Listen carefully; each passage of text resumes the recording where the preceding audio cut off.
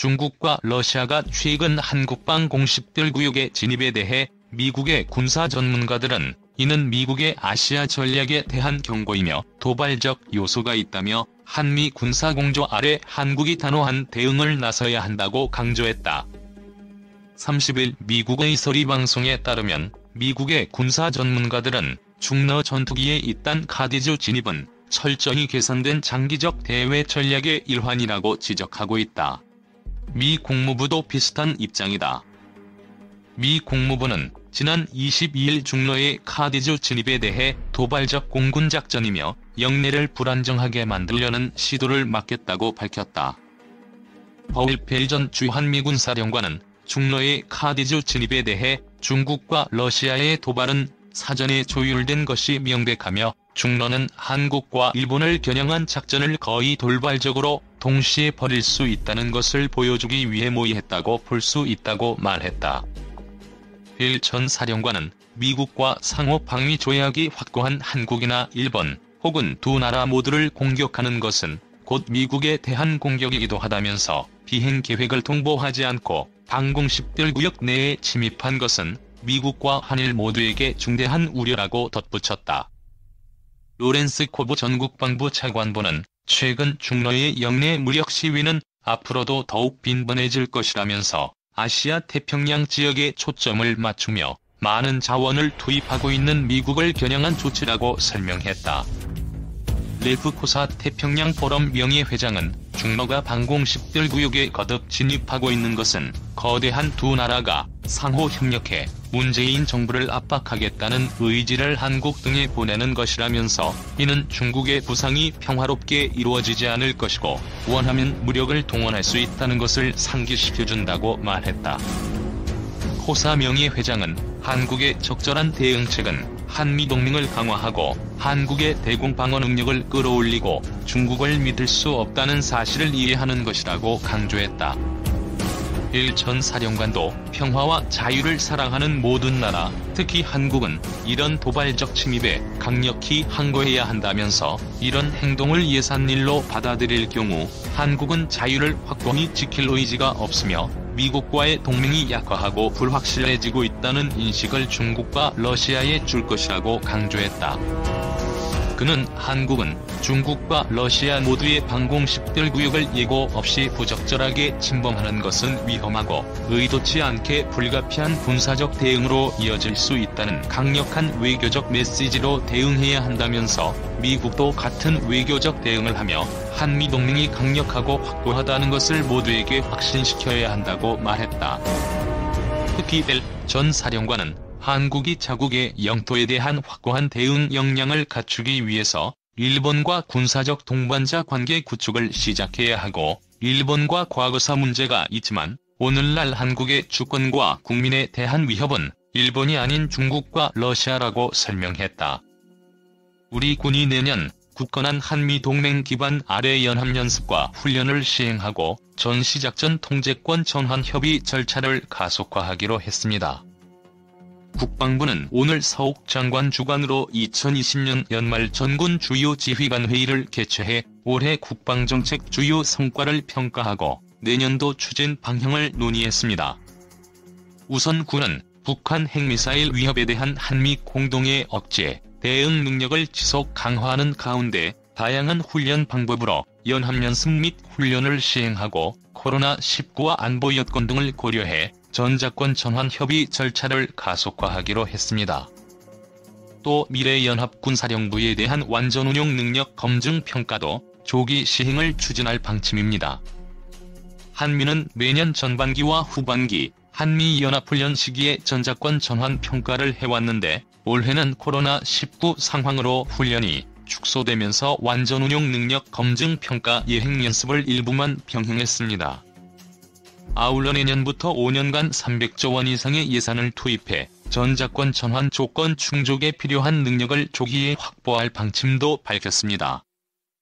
군은 또 미래지도 국방 역량 구축을 위해 극초음속 유도탄과 군정찰 위성 2사업, 소형 정찰 로봇, 함정 탑재 레이저 무기, 사이버 훈련 체계 관련 무기 구매나 개발 계획을 내년에 결정하기로 했습니다. 중국과 러시아가 보유한 극초음속 미사일 기술을 국방과학연구소가 개발하고 있다는 사실은 지난 8월 정경두 당시 국방부 장관이 처음으로 언급한 바 있습니다. 군은 이밖에 9.19 남북군사합의 이행이 남북 간 군사적 긴장 완화와 신뢰 구축에 구체적이고 실질적으로 기여하고 있다고 평가하고 내년 비무장지대 내 유해 발굴 지역을 확대하고 판문점 공동경비구역 남북 자유왕래를 준비하는 차원에서 남측 지역 견학도 계속하기로 했습니다. 김재창은 육사 18기로 조선 건국의 원훈, 정두전의 고향 봉화 출신이다. 봉화는 육지의 고도라 할 만한 산골이다. 김재창은 그 시골에서 서울대 전자공학과에 합격하고 나서 다시 시험을 치러 육사에 온 수재였다. 졸업 후 다시 서울대 전자공학과에서 위탁 교육을 받고 육사 교관이 되었다. 과기부 장관을 지낸 오명 박사가 사관학교 동기이며 서울 공대 전자공학과 동문인데 오명과 같이 교수로 남지 않고 야전으로 나가 대장이 되고 예편 후에 플래처 스쿨에서 국제정치학 박사를 받았다. 김재창 국방부 정책실장은 영어가 훌륭해서 4대에 걸쳐 국방장관 통역을 했던 김삼곤 박사도 탄복해 맞지 않았다. 중령 시절 한미야전사 유병현 장군 밑에서 한미연합사 창설의 밑거름을 그렸다. 여기서 길러진 장군들이 후일 하나회가 정리된 후 국군에 중추가 되었다. 이정린도 그 하나다. 준장 시절 전군을 살펴보는 보안사 보안처장을 지내는 독특한 경험도 했다. 육군단장을 지내며 김재창은 사단장들을 상세히 지도했다. 여기서 지도를 잘 받은 사단장은 후에 군사령관에까지 올랐다. 국방부 정책실장 시절 칼로 베는 것 같이 예민한 조성태 국장도 잘 거느렸다. 이종구 장관, 권영애 차관, 김재창 정책실장, 조성태 정책기획관은 당시 최고의 팀이었다. 이종구는 경북고 선배인 노태우에도 직언을 서슴지 않았다. 이종구는 하루에 1시간은 자기 시간을 달라고 했다. 나머지는 차관 이하가 뒷받침해서 국방부는 잘 돌아갔다. 어디에도 있기 어렵고 앞으로도 어려운 완벽한 호흡이었다. 조성태 국장은 명료한 장관의 지침을 받아 장관에 직보하며 차관, 실장의 간기보고만 올렸다. 권영애 차관, 김재창 실장은 이를 양해했다. 당시 국방부 정책실 진용은 최고였다. 김인종, 유보선, 김태영, 한민구, 정승조가 여기서 나왔다. 김재창은 연합사부사령관으로 권영애 장관과 같이 한미 군사관계의 맥락을 잡았다. 예편에서 조지아 대학의 앤디 코트 박사와 함께 동북아 제한적 비핵화 지대 운동에서 활동했는데 미국만이 아니라 러시아, 중국, 일본, 아르헨티나, 핀란드, 터키 등의 다양한 나라의 학자들과 교류했다. 국방부 정책실에서 실장으로 모시던 후배들이 전적으로 지원했다. 군사문화에 익숙하지 않은 서구인들은 민간 학자들을 헌병백차로 호위하는 파격적 대우에 놀랐다. 연합사 부사령관 시절 부참모장이었던 이석복이 같이 하였다. 앤디 코트 박사는 노벨평화상 후보로 추천되었으며 대전 우송대학에는 주소만 한국이고 모든 수업이 영어로 진행되는 솔브리지 대학이 있다.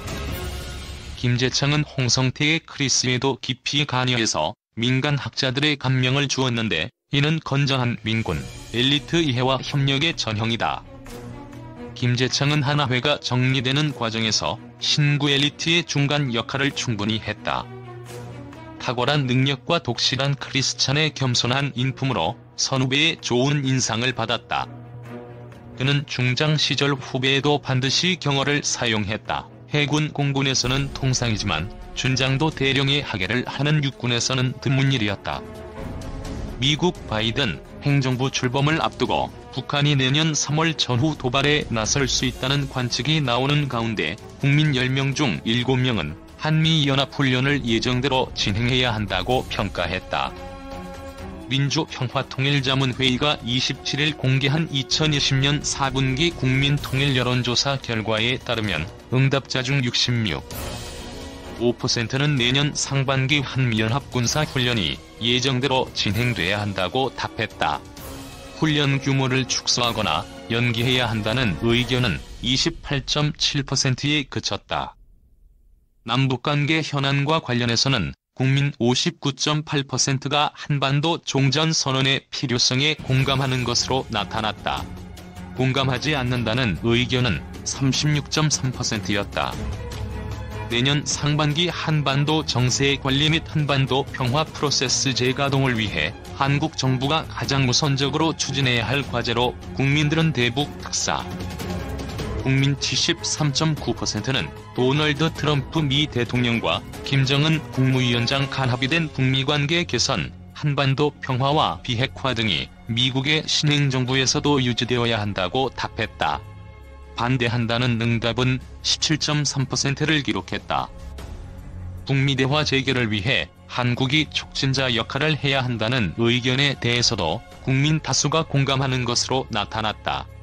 공감하지 않는다는 의견은 21.7%에 그쳤다.